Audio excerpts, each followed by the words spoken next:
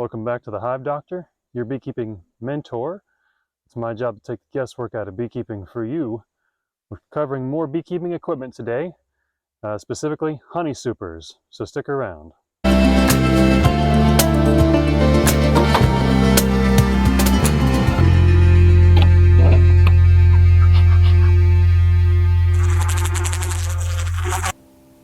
All right, we're finally going to talk about honey supers. And so right here in front of me is the most traditional honey super used among beekeepers. I'm going to tell you about the several different kinds, but then we're going to talk about the specific one here, easiest one to use. So first off, there's different sizes. You remember the deep hive body? It was deep because it was deeper compared to honey supers. Now that depth was 9 5/8 inches. That's pretty standard when it comes to deep hive bodies. The standard size for a honey super is 6 5/8 inches. So it's really weird, but this particular sized honey super has several different names. You might hear them called a 6 5/8, a medium super. In the commercial beekeeping world, they call them Illinois boxes. I don't know why in the world they call them named after a state. But if you hear me refer to them as Illinois or honey supers, mediums, this is the one I'm referring to, the 6 5/8 size. Now there's also smaller sizes. One is called a shallow, or you may hear it referred to as a peewee. It's 4 3/4 inches, I think, somewhere in that area. It's lighter, so if weight is a concern for you, you may want to consider using shallows or the smaller honey super available. And there's one more that I have used, and we're going to cover that one later because it's used in more advanced beekeeping methods, and it's called a honeycomb super. And it's specifically for making cut comb honey. That's where you get the honeycomb that you guys see in the jars and then filled with honey. That comes from a specific type of super. The one that we're going to cover here today is a 10-frame super, and although I do only run 9 frames in my deep hive bodies, I will run 10 frames in my honey supers because the queen is not as likely to be up in here. She's not going to be at risk when I go inspecting this box.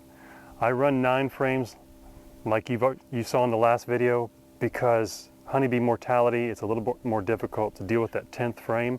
But when it comes to a honey super, 10 frames are great. It doesn't mean you can't use 9 frames.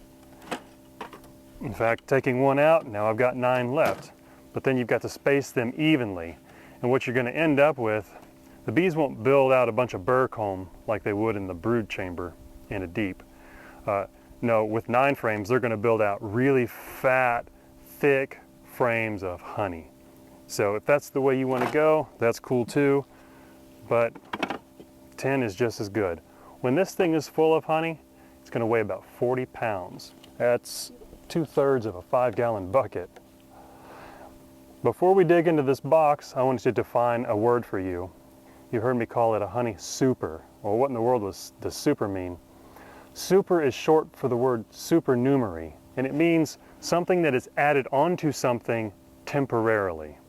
So honey supers are only put on during specific times of the year. And those specific times of the year is the honey flow or nectar flow. You've heard me refer to both. That's the time of the year that we put these on in order for the bees to fill them full of honey for us. All right, let's go ahead and dig in and look and see what we've got. Now, you'll notice right away, this is a much shorter frame than a deep hive body frame. And I've got a plastic insert in this, one that hasn't even been used. The bees have not drawn out the beeswax on this frame yet. And they look like this. You can see that it's molded plastic. The cells are already on there.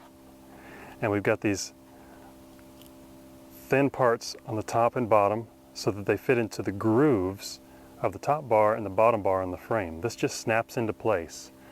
This is going to be one of the things that you'll see that I recommend for you to get in the last video of this series when I'm going over recommended equipment. and I'll tell you why later. But for now, I'm going to go ahead and show you some frames that have been drawn out by bees. This one's mostly been drawn out, not completely, but you see they started it right here. This part's still bare, this part's still bare. Most of this side's been drawn out, and they're just going to put honey in this. Now there's another piece of equipment we're going to cover called a queen excluder, and that is what helps us to manage a honey flow, and helps us to manage it by keeping the queen out of this box so that she doesn't lay eggs in it. You cannot harvest honey that's got brood in it, or rather you shouldn't. There are beekeepers out there that do, and that's a bad practice. When we're harvesting honey, it needs to be just honey, and that'll make more sense when we cover the queen excluder. But for now, that's pretty much all there is to it. This box goes on at a specific time of year. I'm going to show you what equipment you need to get this. Again, this is called a medium super in Illinois at a 6 5/8 size.